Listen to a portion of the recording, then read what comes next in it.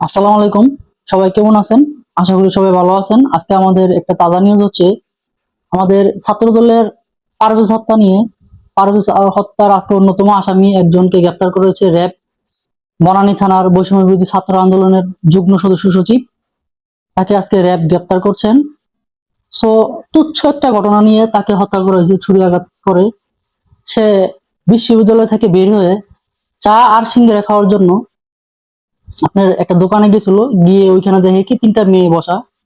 So মেয়েগুলো অভিযোগ হচ্ছে সে নাকি মেয়েগুলোর দিকে তাকায়া একটু হাসাহাসি করছে। যাই হোক, এটা হচ্ছে তাদের অভিযোগ।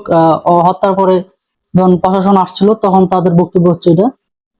সো যখন হাসাহাসি করছে তখন তারা যে বিশ্ববিদ্যালয়ে একই পারভেজ যে বিশ্ববিদ্যালয়ে পড়তো, প্রাইম বিশ্ববিদ্যালয় প্রাইভেট, ওই ছাত্রীগুলো ওই বিশ্ববিদ্যালয়ে ছিল।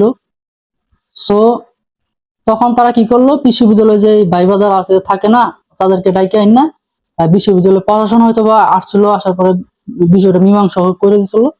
তারপরে দুজন ব্যক্তি এলাকার আরো পোলাপাইন মনে করেন ফোন দিয়ে ডাইকা আইন না তারে মারধর করছে। মারধর করার পরে ও একসময় পানের বয়ে পান বাঁচাইতে গিয়া ও বিশ্ববিদ্যালয়ে ঢুকার চেষ্টা করছিল।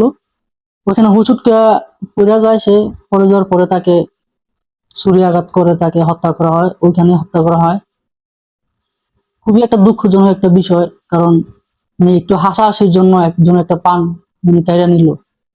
কেউ কোথাও কোনো নিরাপদ না। এখন দেখা যায় কি রাস্তাঘাটে একটা মেয়ে দেখলো হাসি দেওয়া যাবে না, কিছু করা যাবে না।